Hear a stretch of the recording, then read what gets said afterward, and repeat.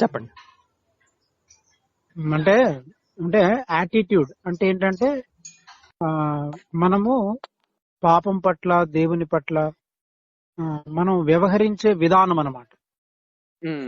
అంటే మనం ఏ విధంగా మనం వ్యవహరించే తీరు ఎలా ఉంది.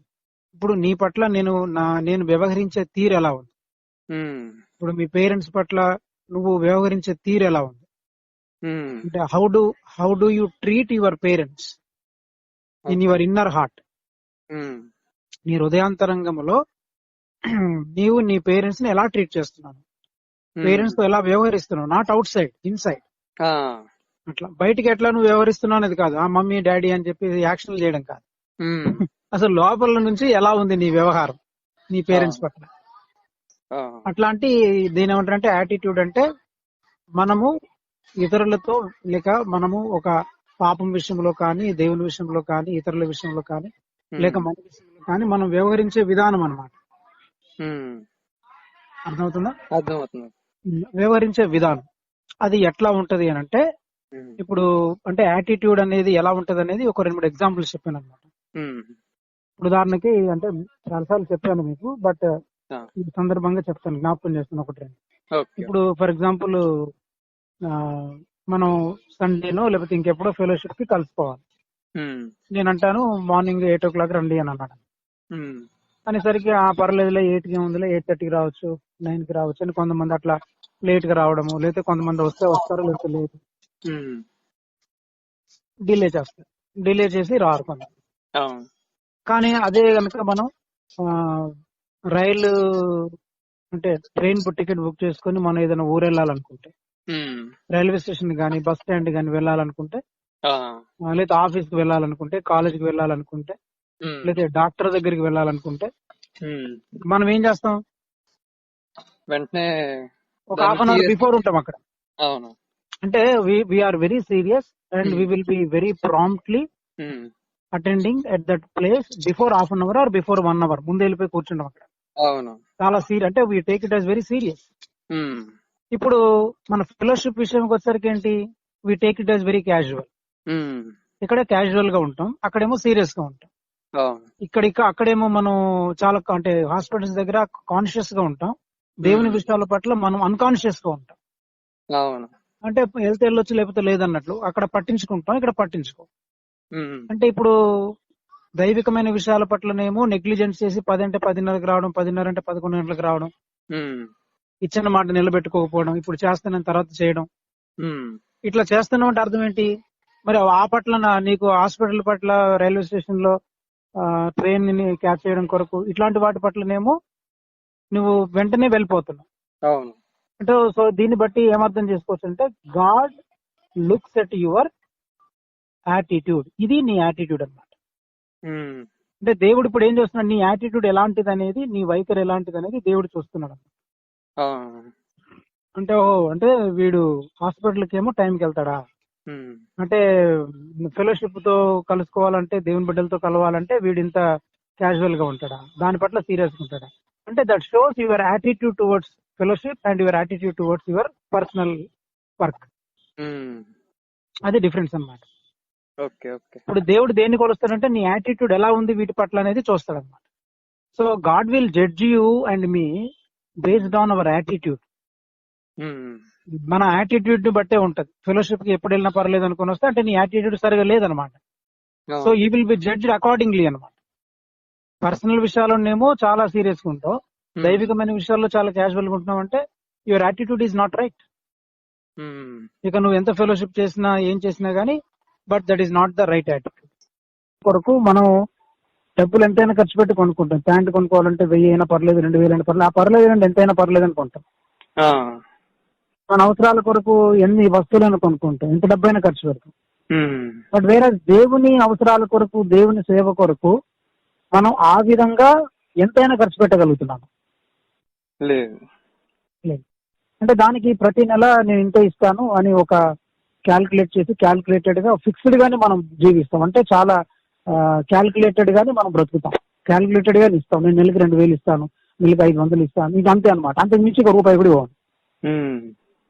అంటే దట్ షోస్ యువర్ యాటిట్యూడ్. అంటే నీ కొరకు ఎంత ఖర్చు పెట్టుకుంటున్నావు, దేవుని సేవ కొరకు ఎలా ఖర్చు పెడుతున్నావు, అందులో నీ యాటిట్యూడ్ కనబడుతుంది అనమాట. అలాగే నేను ఎంత దూరం వెళ్ళాలనుకున్నా, ఇప్పుడు ఉద్యోగం కొరకు చెన్నై వెళ్తావు, అవసరమైతే లండన్ వెళ్తావు, అవసరమైతే అమెరికాకి వెళ్తావు, అవసరమైతే ఢిల్లీ వెళ్తావు, దూరమైన వెళ్ళగలవు. దేవుని పరిచర్య కొరకు దేవుడు వెళ్ళమంటే ఎంత దూరం వెళ్ళగలుగుతున్నావు? అర్థమైందా? ఒక పలానా చోటికి ఈ మధ్యరాత్రి వెళ్ళాలంటే వెళ్తావు. అది నీకు హాస్పిటల్కి వెళ్ళాలంటే ఎంత దూరం ఉన్నా వెళ్తావు. వెల్లూరు వెళ్ళాలంటే వెల్లూరు వెళ్ళిపోతావు. అదే దేవుని పరిచర్య కొరకు, దేవుని అవసరాల కొరకు, ప్రజల అవసరాల కొరకు, దేవుని బిడ్డల అవసరాల కొరకు ఎంత దూరమైన వెళ్ళగలుగుతున్నావు?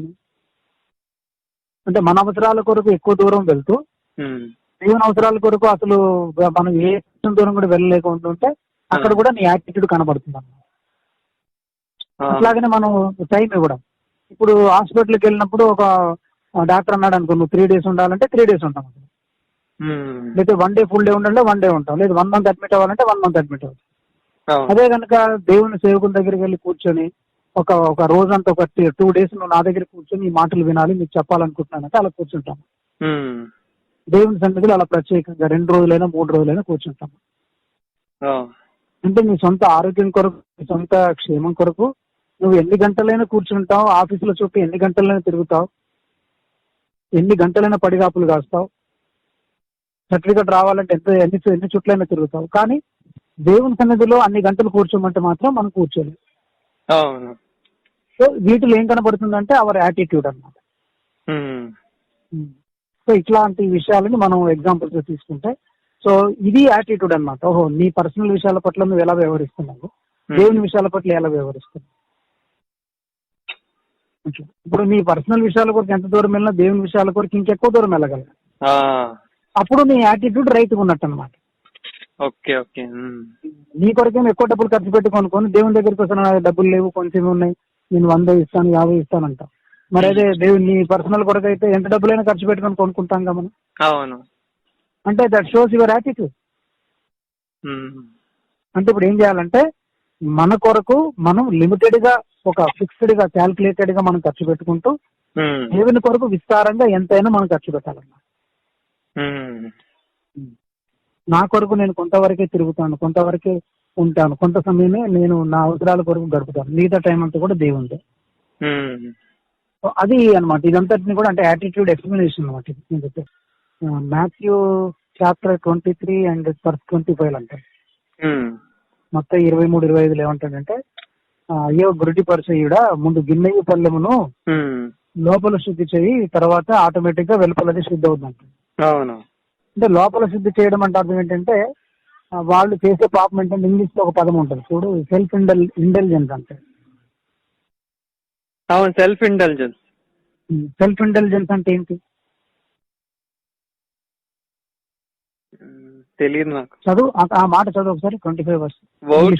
Woe to you, scribes and Pharisees, hypocrites, for you clean the outside of the cup and of the dish, but inside you are full of robbery and self-indulgence. Full of robbery and self intelligence.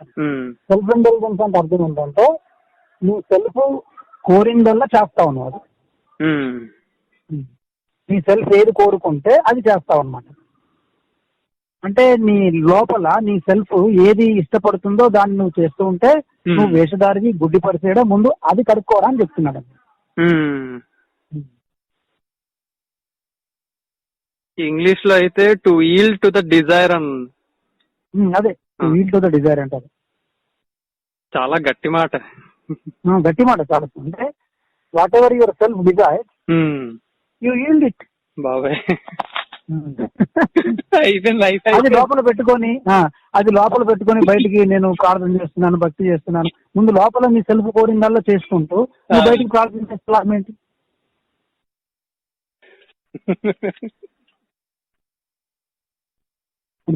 అర్థమైంది. అంటే yield to డిజైరా, to yield to desire of అని డిక్షనరీలో. To yield to Dzire.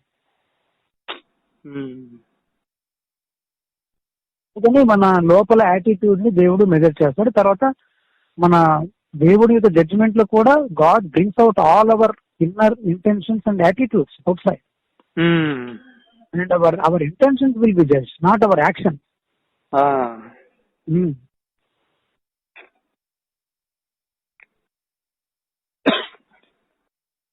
ఆ intentions అన్ని కూడా judge చేయబడతాయి. కాబట్టి ముందు మనం అంటే నీ ఇంటెన్షన్స్ లో, యాటిట్యూడ్స్ లో ఎంత చేంజ్ వచ్చిందో నీకు రక్షణ అంతే వచ్చింది అనమాట.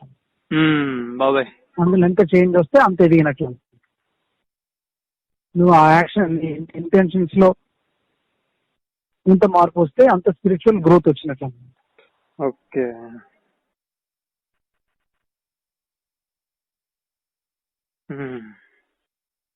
అదే అండి. అందుకే ఇంకొక మాట అంటే చూడ వాళ్ళకి చెప్పలేదు. నేను ఇప్పుడు నా యాటిట్యూడ్ ఎలా మారాలంటే ఇతరుల కంటే నేను చాలా మంచివాడిని అని జనరల్ గా మనం ఏమనుకుంటామంటే వీళ్ళందరూ ఇలా జీవిస్తున్నారు, నేను కొంచెం పర్వాలేదు అని అనుకునే యాటిట్యూడ్ లో నుంచి నాకంటే అందరూ చాలా మంచి వాళ్ళందరికంటే నేనే పాపిని అని అనుకునే యాటిట్యూడ్ లో ఇంకా మారాలి.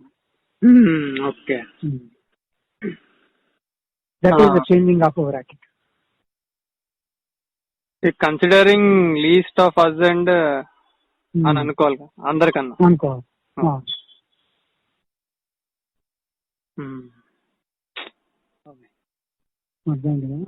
అది మాత్రం కష్టం. అది కలుస్తాం. అది ఒకటి అందుకే అది ఎప్పుడైతే రాలేదో మనం అంటే వీఆర్ ప్రైడ్ఫుల్ అని అర్థం. ప్రైడ్ అంతే కదా. అంటే that is the superiority complex. మళ్ళీ అందరికంటే నేను తక్కువ అంటే we are not having that inferiority complex. Inferiority complex వెళ్ళట్లేదు. అంటే right understanding of oneself. అదే యాక్చువల్ మనం అందరికంటే తక్కువే అని అనుకోవడం కాదు. యాక్చువల్ మన అందరికంటే తక్కువ వాళ్ళని. అంటే నీ పాపాన్ని నువ్వు గ్రహిస్తే దేవుడిని దృష్టిలో, అందుకే నీ పౌలే అన్నాడు కదా, I'm the chief of the sinners అని. అవునవును.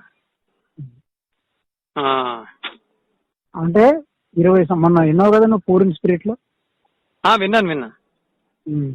అంటే 20 సంవత్సరాలు సేవ చేసి అన్ని సంఘాలు స్థాపించి అంతమందికి వాక్యాలు ప్రకటించి అద్భుతాలు చేసిన పౌలు ఏమన్నాడంటే, నేను I'm the chief of the sinner అన్నాడు కానీ I'm the chief of the secretaries, chief of the president అని చెప్పరా. I'm reverend doctor, right reverend founder అని చెప్పట్లేదు. ఇప్పుడు కొంతమంది సాక్ష్యాలు చెప్పేవాళ్ళు ఎలా చెప్తారు చూడు, ఒకప్పుడు నేను చాలా పాపినండి కానీ ఇప్పుడు ప్రభు నన్ను మార్చాడంటే, అంటే ఒకప్పుడు పాపి ఇప్పుడు పరిశుద్ధుడాను. అంటే చూడు మన యాటిట్యూడ్ ఎలాంటిదో. అంటే ఒకప్పుడు నేను చాలా దుర్మార్గుని అంటే ఇప్పుడు మరి, అంటే ఒకప్పుడు నువ్వు పాపివి కానీ ఇప్పుడు మాత్రం చాలా పరిశుద్ధం అయిపోయావని అనుకుంటున్నావు. కానీ పౌలాగా అట్లా అంటలేదు.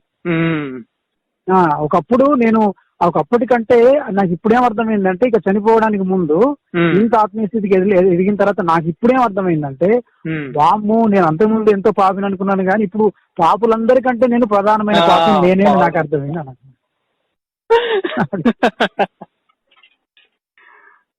అంటే the more you grow in God, the more you grow in your spiritual life, the more you approach God, the more your sinful condition will be known to you. దేవునికి నువ్వు ఎంత దగ్గర అవుతుంటే అంత ఎక్కువగా నీకు దేవుడు దగ్గర అవుతుంది. ప్రసంగం అంతా కూడా it is about attitude, not about action. అంటే నీవు ఇలాంటి యాక్షన్స్ చేయమని చెప్పట్లేదు, ఓన్లీ నీ యాటిట్యూడ్ మార్చుకోమంటాడు. అవును, కంప్లీట్ గా నీ యాటిట్యూడ్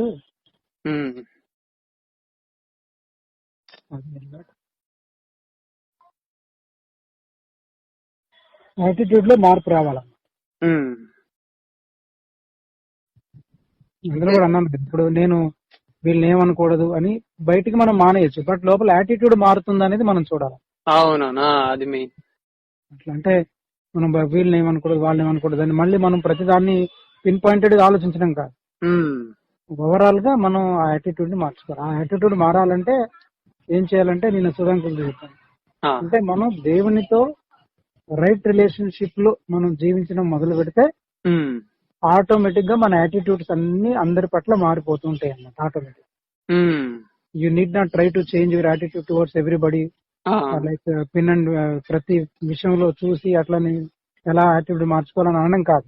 ఆ, అంటే నువ్వు ప్రభుతో సన్నిహితమైన రైట్ రిలేషన్షిప్ లో జీవిస్తూ ఆయనతో సన్నిహితమైన సంబంధంలో బ్రతుకుతుంటే నీకు ఆటోమేటిక్ గా ఆయనతో రైట్ యాటిట్యూడ్ లో జీవిస్తే మిగతా యాటిట్యూడ్స్ అన్ని ఆటోమేటిక్ గా మారిపోతాయి. ఉమ్, లేకపోతే otherwise it will become the burden. ఆ, బా బర్త్డే అమ్మో. ఆ, నిజమే. ఇది చేయలేకపోతే అది చేయలేకపోతే వీళ్ళు పట్టే యాటిట్యూడ్ అవన్నీ మళ్ళీ నువ్వు ఆలోచించనక్కర్లేదు. Um, only the thing is grow loving God ah, with all your heart and live in right relationship with God. Um, అంటే మన యాటిట్యూడ్ ఒకటే. మన దీపుతో చెప్పాను ఏంటంటే um, loving God supremely, um, leaving everything, by leaving everything and loving God supremely and leaning on God completely um, and learning of him um, and living for him. Okay. That is the business of a Christian. Um, Christian business ఏంటంటే ఇవి 5 పాయింట్లు. ఆ, అంటే నీ వ్యాపారం ఏంటి, అసలు నీ వ్యాపకం ఏంటి ప్రతిరోజు అంటే నీ వ్యాపారం ఇది అనమాట. ఉమ్, ఒక క్రైస్తవుడిగా నీ బిజినెస్ ఇది. ఇంకా నీకు వేరే పని లేదు ఇక. ఉమ్, ఈ 5 విషయాలు అనమాట. Loving God, um, leaving of the world, leaving the things of the world, um, loving God, leaning upon him and living for him. Um, ఇంకోటి ఏం చెప్తాను, leaving, loving, leaning, learning, living. Um, ఇవి 5 అనమాట. ఓకే. ఓకే.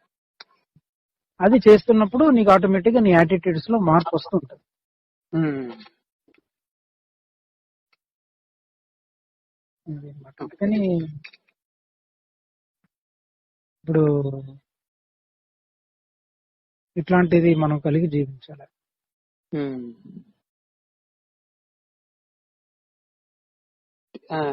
ఈ attitude అనేది ఇప్పుడు ఏదైనా విషయం గాని లేదంటే ఒక వ్యక్తి గురించి మన ఒపీనియన్ లేకపోతే వాళ్ళు ఏదన్నా మనకి ఏదైనా చేసినప్పుడు ఆ విషయం బట్టి మనం ఇచ్చే రెస్పాన్స్ అనే యాటిట్యూడ్. అంతే. ఓకే. అంటే ఇప్పుడు ఏదైనా చేశారనుకో వెంటనే జడ్జిమెంటల్ గా ఉండకూడదు. ఇప్పుడు చేస్తా వీళ్ళు ఇలా చేశారు అని మళ్ళీ ఎందుకు అలా చేశారు అని జడ్జిమెంటల్ గా ఉండకూడదు. అంటే you are the chief of the sinner అయినప్పుడు ఇక వాళ్ళు నీకు అందరూ నీకంటే గొప్పలేగా. ఇక నువ్వు వాళ్ళ గురించి ఏమి వ్యూ ఇవ్వగలవు? అవునవును. అట్లా God will take care of them, God will judge them. That's Philippi 2:4 ఇలాగా do not merely look out of your own interest but also the interest of others. 3 అయితే do nothing from selfishness or empty conceit but with humility of mind regard one another as more important than yourself అని. అంటే వేరే వాళ్ళని ఎక్కువగా important గా treat చేయాలి మనం అని. అవును. Treat others as more important than your self.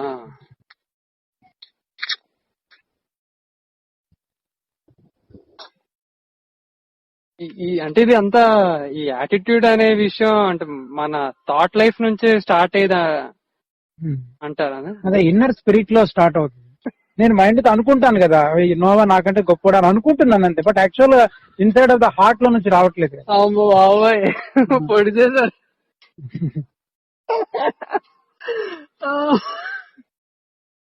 అది యాటిట్యూడ్ ఆఫ్ ద మైండ్ కాదు, attitude of the heart. Blessed are the poor in spirit. It is the attitude of your spirit.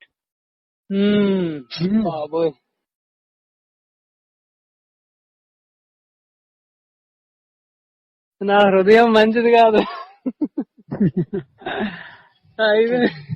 కుళ్ళిపోయిన జీవితం బాబోయ్.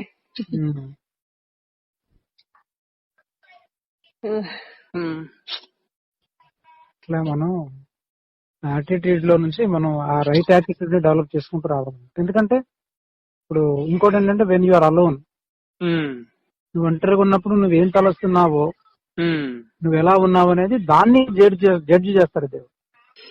Okay okay. నువ్వు ఒంటరిగా ఉన్నప్పుడు ఏం ఆలోచిస్తున్నావు, నీ యాటిట్యూడ్ ఎలా ఉంది ఇతరుల పట్ల అనేది దాన్ని జడ్జ్ చేస్తాడు దేవుడు. అంతేగాని నువ్వు క్రియల్లోనికి వచ్చిన తర్వాత కాదు, ఓకే. క్రియల్లోనికి రాకముందే జడ్జ్ చేస్తాడు. ఇప్పుడు వ్యభిచరించవద్దని మీరు చెప్పబడిన మాట విన్నారు కదా, మోహం చూపే వ్యభిచారం. అవును. అది ఇన్నర్ హార్ట్ అన్నమాట, అది ఇన్నర్ యాటిట్యూడ్.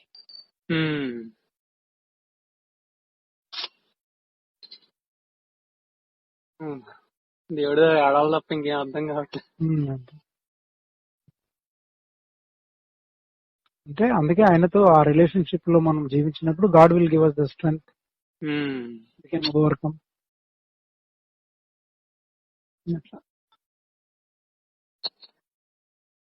మీరు అది రక్షణకి పశ్చాత్తాపంకి రిలేటెడ్ థింగ్ అన్నారు, యాటిట్యూడ్ అనేసరికి అమ్మ ఇంకా అదే అంటున్నారు, రక్షణ పశ్చాత్తాపం రెండు లేదు జీవితానికి అనిపించింది.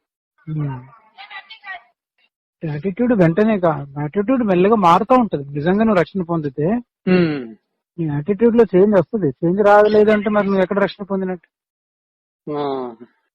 ఇప్పుడు ఫారిసీస్ ఉన్నారు, వాళ్ళ ఎక్స్టర్నల్ లైఫ్ చాలా బాగుంది. They are executing the word of God according to the law. They are చెప్పాలంటే వాళ్ళు చాలా పర్ఫెక్ట్ గా వాక్యం ప్రకారం జీవించారు తెలుసా. వాక్యం ప్రకారం జీవించాలి వాళ్ళు. According to the law they were living, but their attitude was not right. అందుకని God Jesus Christ condemned them.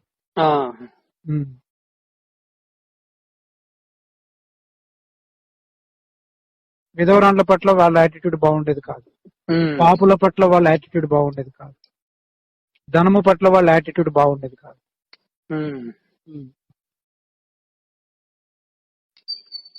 ఇప్పుడు నువ్వు ఎంత డబ్బులు తీసుకుంటున్నావు, ఎంత డబ్బు పెరిగింది, ఎన్ని వస్తువులు ఉన్నాయని కూడా దేవుడు చూడ్డు.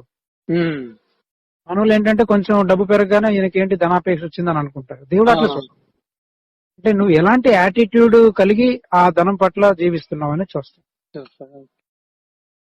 అట్లా the money is at my disposal, I can give it away. తర్వాత I'm not after it, I'm not pursuing it, అట్లాంటి యాటిట్యూడ్ చూస్తాడు దేవుడు. అంతేగాని నీకు ఎక్కువ డబ్బు ఉంది కాబట్టి నువ్వు ధనాపేక్ష పరుడివి, డబ్బు లేదు కాబట్టి నువ్వు మంచోడివి అని అట్లా చూడదు.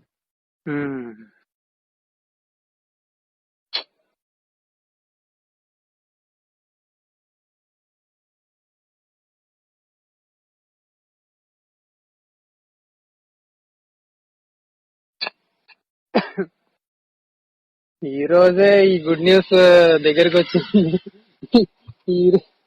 ఇప్పటి నుంచే నా లైఫ్ స్టార్ట్ అవుతుందేమో అనిపిస్తుంది.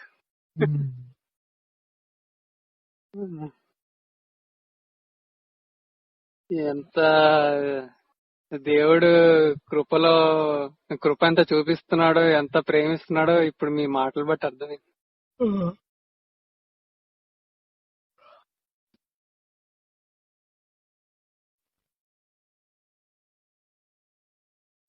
అంటే మీరు ఆశీర్వాదాలతో ఇలా అన్నారు కదా, అది దేవుడు ఎప్పుడు అది యాటిట్యూడ్ చేంజ్ చేస్తాడంటే మనం అనుమతించినప్పుడే అన్నారు కదా. అంటే అనుమతించడం అంటే ఇప్పుడు ప్రభువా మరి నన్ను రిపేర్ చేయండి అని ఈ విధంగా ప్రార్థించడమేనా అనుమతించడం అంటే? ప్రార్థించడం ఒక్కటే కాదు, మనం లోబడాలి. when God is doing something in your life, you should submit to it. Okay. ఇప్పుడు ఈ ప్రజల ద్వారా నిన్ను బ్రేక్ చేస్తున్నాడు అనుకో, యూ అలో ఇట్ అనమాట. అది దేవుడే చేస్తున్నాడు నా జీవితంలో, నువ్వు లోబడాలి దాన్ని. అంతేగా నువ్వు మళ్ళీ రివర్స్ అయిపోతే నువ్వు అనుమతించినట్టుగా దేవుని. అవును, అట్లా ఎప్పుడైతే నువ్వు అనుకున్నావో so God is doing it అంటే గమనించాలి, ఇది దేవుడు చేస్తున్నాడు నా జీవితంలో, అనుమతిస్తున్నాడు అని అనుకోవాలి. అది గమనించాలి, అప్పుడు కార్యం జరుగుతుంది.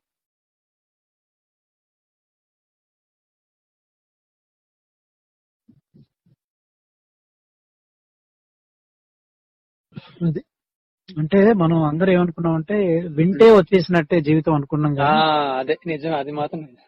జీవిస్తేనే వస్తదనే తెలియట్లేదు. తెలియట్లేదు అది.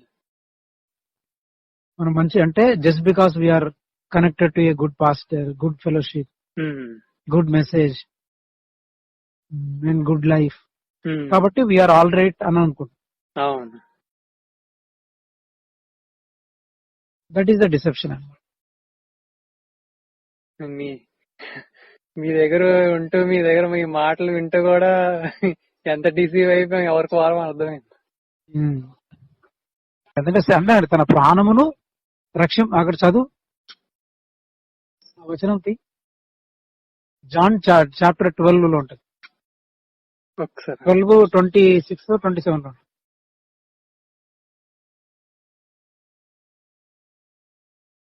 24, 25. జాన్ 20. John 12:24, 25, okay. 24, 25. గోధుమ గింజ భూమిలో పడి చావకుండాని నెక్స్ట్ వర్స్. తన ప్రాణమును ప్రేమించువాడు దానిని పోగొట్టుకొనును. పోవట్లేదు, తన ప్రాణమును వెళ్ళట్లేదు. తన ప్రాణమును ప్రేమించువాడు దానిని పోగొట్టుకొనును. ఏం పోగొట్టుకుంటాడు? దానిని ప్రాణాన్ని ఆగాదు. ప్రాణమును ప్రేమించేవాడు అంటే అంటే సెల్ఫ్ ని if you allow yourself to live continuously, you will lose your life. ఇంకంతే.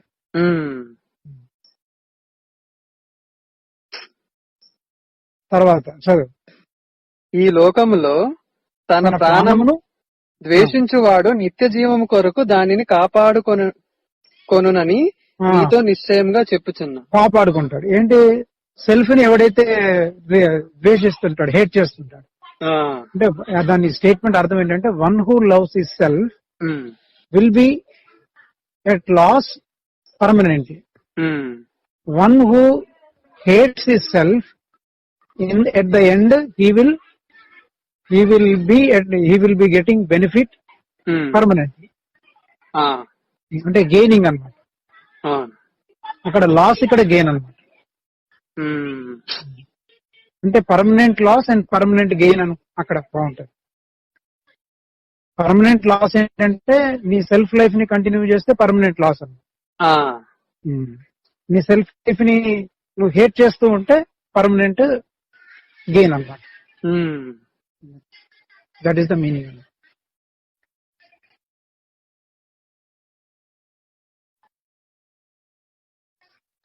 ఇంగ్లీష్ లో అయితే ఇటర్నల్ లైఫ్, ఇటర్నల్ అని రాసింది. అదే, అది ఇటర్నల్ లైఫ్ వస్తుంది. లాస్ అంటే గెయిన్ అంటే అదనమాట. అంటే ఇది ఈ టోజర్ రాసిన ఎక్స్ప్లెనేషన్. ఇది అంటే టోజర్ రాసిన ఒక స్టేట్మెంట్ నేను ఎక్స్ప్లెయిన్ చేస్తున్నాను. ఒక్కసారి మళ్ళీ రిపీట్ చేయరా? అంటే ఆయన రాసిన స్టేట్మెంట్ యాక్చువల్లీ గా నేను చెప్పలేను. అంటే మీరు ఎక్స్ప్లెయిన్ చేస్తున్నారు కదా, అదంటున్నాను.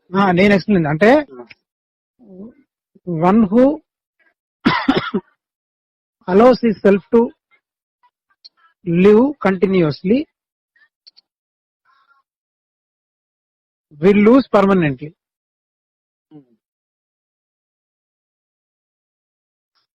రాస్తున్నావా? లేదు, రికార్డ్ పెట్టాను. తర్వాత one who hates his self life అంటే one who loves his self life will be at loss permanently.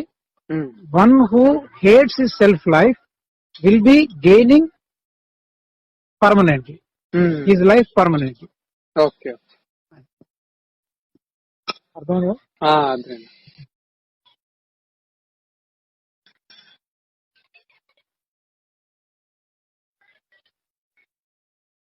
ఇది నీకే చెప్పడం ఫస్ట్, ఇంకెవరు చెప్పలేదు ఇంకా. దేవుడు ఇచ్చిన కృప.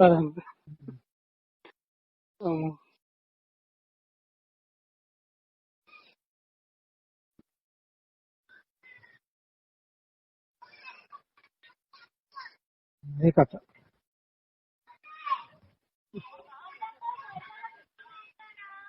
మీరందరూ కోలుకున్నాక మళ్ళీ దీపు కూడా చెప్పాను నిన్న, మళ్ళీ మీరు కోలుకున్నాక మళ్ళీ మనం మాట్లాడదాం.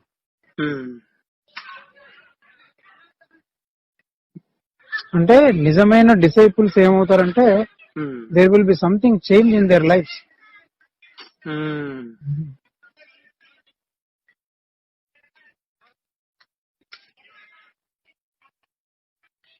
ఇది have this attitude of Christ అని పౌల్ అంటారు కదా. అవును. హ్యావ్ దిస్ యాటిట్యూడ్ అంటే అది కంటిన్యూస్ గా చేంజ్ అవుతూ ఉండాలి కదా, కొద్ది కొద్దిగా యాటిట్యూడ్. అంతే కదా మరి. Have this attitude Jesus had M. Philippians 2:5. 2:5 అవును.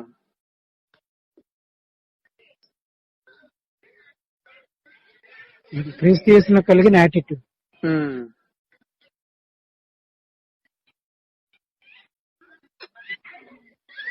అంతా పౌల్ చెప్తున్నాను హ్యూమిలిటీ గురించి చెప్తున్నా అంటే హ్యూమిలిటీ వస్తాయి. అదే హ్యూమిలిటీకి ముందు బ్రేకింగ్ అన్నారు కదా మీరు. బ్రేకింగ్ జరిగితే గానీ యాటిట్యూడ్ లో చేంజ్ రాదు. యాటిట్యూడ్ లో చేంజ్ రాకపోతే హ్యూమిలిటీ అస్సలు రాదు. అంటే ముందు బ్రేకింగ్ అయితేనే హ్యూమిలిటీ వస్తుంది. When you are broken you will get humility. You will become humble. When you become humble then your attitude will be changed.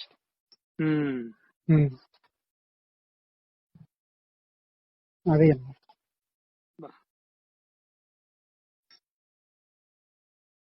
Brokenness రావాలంటే దానికి ముందు దేవుణ్ణి కలుసుకోవాలంటే క్రాస్ ని చూడాలి. అంటే recognising your sinful condition.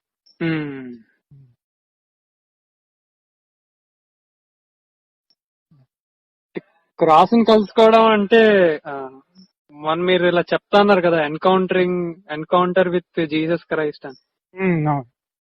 Okay. ఆయన్ని నిజంగా కలుసుకుంటే విల్ బ్రోకెన్. మనకు బ్రోకెన్నెస్ రాలేదంటే మనం ఆయన నిజంగా కలుసుకోలేదన్నమాట. అమ్మో బాబా భయం వేస్తుంది. అయ్యో అంతే కదా, ఆయన కలుసుకున్నాడు ఎవడు విరగకుండా ఉండలేడు. యోబు అదే అంటాడు కదా. జోబు ఏమంటాడు, నిన్ను వినికిడి చేతి ఇంతకాలం విన్నాను, నాకు బ్రోకెన్నెస్ రాలేదు, ఇప్పుడు కళ్ళారా చూశాను విరిగిపోయాను అన్నాడు. అమ్మో అయ్యో. ఇప్పుడు ఇంకా సింపుల్ చెప్తాను చూడు. ఇప్పుడు ఇంతకాలం పాము ఉంది, నువ్వు ఏదో ప్లాస్టిక్ పాముని చూసావు కాబట్టి భయపడలేదు. నిజమైన పాముని చూస్తే ఏం చేస్తావు? చాకు దీని కళ్ళు తిరిగి పడిపోతుంది. మరి అదే అన్నమాట. మరి నిజంగా నువ్వు ప్రభుని కలుసుకోలేదు అంటే ఇంతకాలం నువ్వు ప్లాస్టిక్ ప్రభునే చూసావు అనమాట. బొమ్మలో ఉన్న యేసు ప్రభుని చూసావు, ఆ బొమ్మ యేసు ప్రభు గురించి విన్నావు.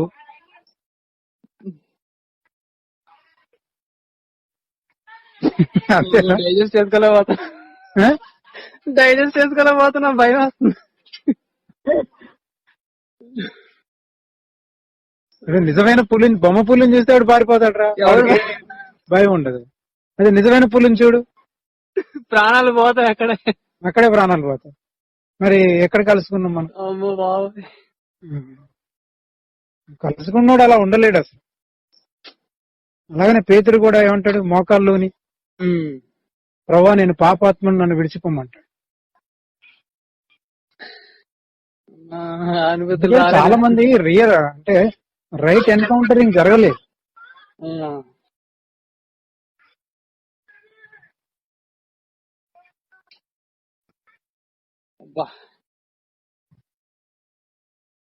బాగా డిస్టర్బ్ చేస్తారు.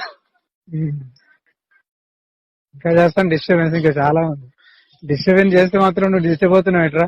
యేసుప్రభుని కలుసుకున్నావు అంటే నువ్వు మరి you might have met another Jesus, not the Jesus of the Bible.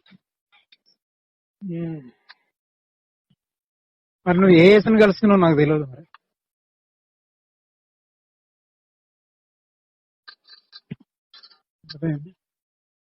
have you really met the Jesus of the Bible or have you met another Jesus? Hello, అందుకని నువ్వు ఏ యేసుని కలుసుకున్నావు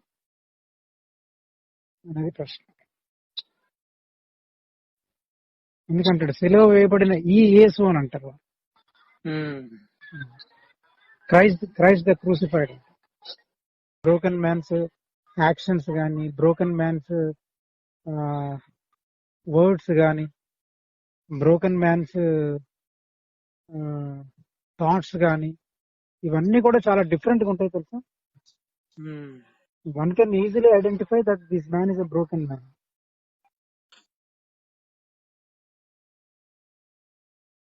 And at the same time, we can also say that this man has not been broken అని చెప్పచ్చు.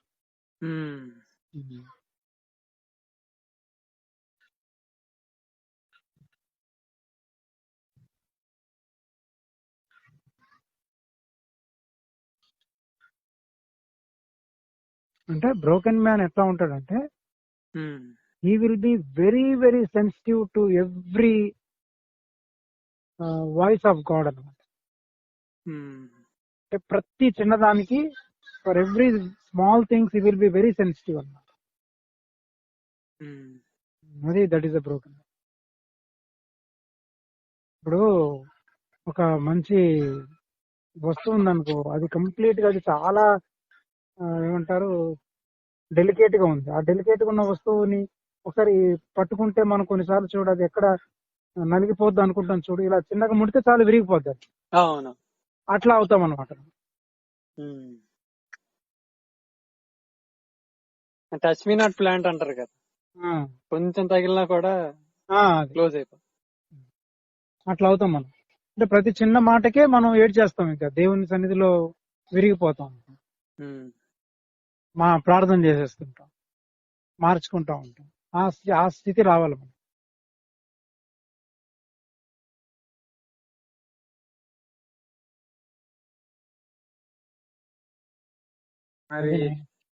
మరి ఇప్పుడు మీరు ఒకటి genuine గా అడుగుదాం అనుకుంటున్నాను.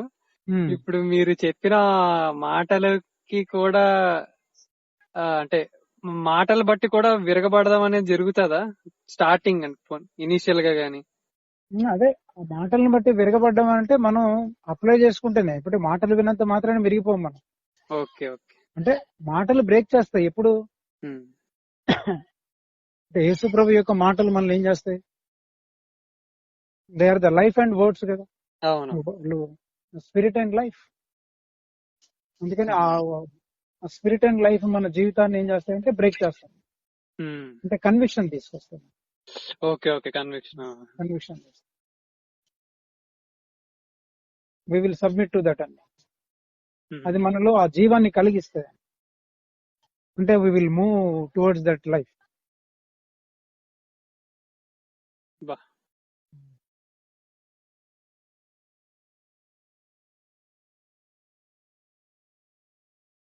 కావాలా వాటర్ పట్టుకెళ్ళి అది వినాలి ఇది వినాలని ఆ పిచ్చిలో పడిపోతున్నారు తప్ప అసలు విన్నదాని ప్రకారం జీవిస్తే చాలు అనుకోవట్లేదు. నీ కడుపునకు తిన్నదే నీ సొంతం, మిగిలిందంతా నీవు దోచుకుంటున్నట్లే. నీ కడుపునకు తిన్నదే నీ సొంతం, మిగిలిందంతా నువ్వు దోచుకుని తింటున్నట్లే.